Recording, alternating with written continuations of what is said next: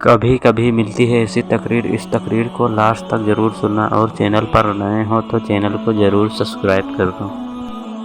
حضرت سیدنا عطا رحمۃ اللہ علیہ اپنے والد سے روایت کرتے ہیں کہ ایک مرتبہ زمانے کے مشہور تابعی حضرت سیدنا ابو مسلم خولانی رحمۃ اللہ علیہ کی زوجہ محترمہ رحمۃ اللہ علیہ نے آپ رحمۃ اللہ علیہ سے کہا کہ ہمارے پاس آٹا بالکل ختم ہو گیا ہے اور کھانے کے لیے کچھ بھی نہیں ہے۔ آپ رحمۃ اللہ علیہ نے فرمایا، کیا تیرے پاس کچھ رقم وغیرہ ہے جس سے آٹا خریدا جا سکے؟ تو انہوں نے عرض کی کہ میرے پاس 1 درہم ہے جو اون بیچ کر حاصل ہوا ہے۔ آپ رحمۃ اللہ علیہ نے فرمایا کہ لاؤ وہ درہم مجھے دو، میں آٹا خرید کے لاتا ہوں۔ تو آپ رحمۃ اللہ علیہ 1 درہم اور تھیلا لے کر بازار کی طرف گئے۔ جب دکان سے آٹا خریدنا چاہا تو اچانک ایک فقیر آ گیا اور اس نے آ کر کہا کہ اے ابو مسلم خولانی، یہ درہم مجھے دے دو، مجھ پر صدقہ کر دو۔ آپ رحمۃ اللہ علیہ وہاں سے پلٹے اور دوسری دکان پر پہنچے۔ جیسے ہی آپ نے آٹا خریدنا چاہا تو دوبارہ وہی فقیر آ گیا اور کہنے لگا، اے ابو مسلم خولانی، میں بہت مجبور ہوں، آپ میری مجبوری سمجھیے، یہ درہم مجھ پر آپ صدقہ کر دو، آپ مجھے یہ درہم دے دو۔ اسی طرح وہ فقیر آپ رحمۃ اللہ علیہ کے پیچھے لگا رہا۔ بالآخر آپ رحمۃ اللہ علیہ نے وہ درہم فقیر کو دے دیا۔ اب سوچنے لگے کہ گھر والوں کو کیا جواب دوں گا؟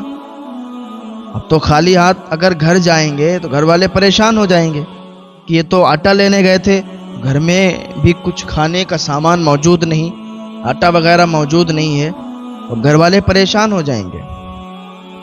تو آپ نے کیا کیا کہ ایک بڑھئی کی دکان پر گئے، وہاں سے تھیلے میں لکڑی کا برادہ اور مٹی بھر لی اور گھر کی طرف چل دیے۔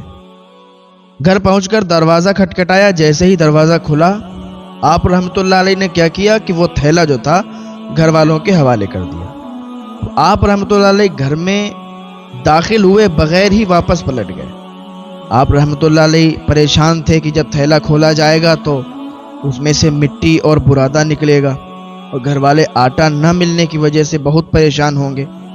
اسی خوف اور پریشانی کی وجہ سے آپ رحمۃ اللہ علیہ سارا دن گھر نہیں آئے، گھر پہ واپس نہیں گئے۔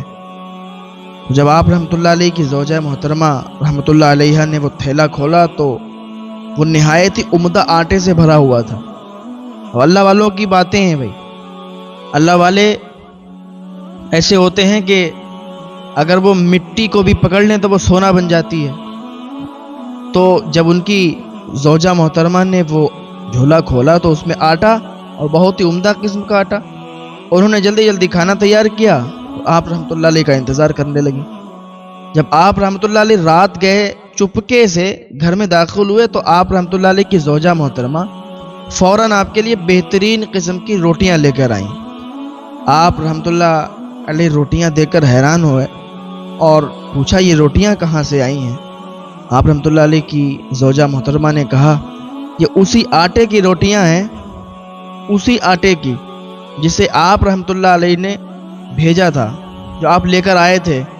یہ سن کر آپ رحمۃ اللہ علیہ رونے لگے اور اللہ عز و جل کا شکر ادا کیا کہ اس نے لاج رکھ لی اور مٹی کو عمدہ آٹے میں تبدیل کر دیا۔ تو اللہ رب العزت کی یہ عطائیں ہیں کہ وہ اپنے بندوں پر کرتا ہے۔ اگر آپ کسی کی مدد کرتے ہو، آپ کسی کا ساتھ دیتے ہو تو اللہ پاک آپ کا ساتھ دے گا۔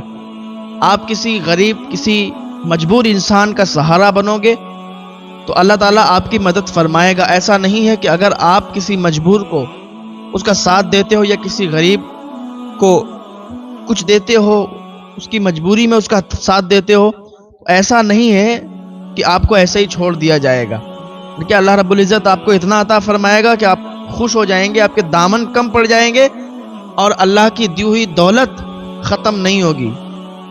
اللہ پاک ہم سب کو نیک عمل کی توفیق عطا فرمائے۔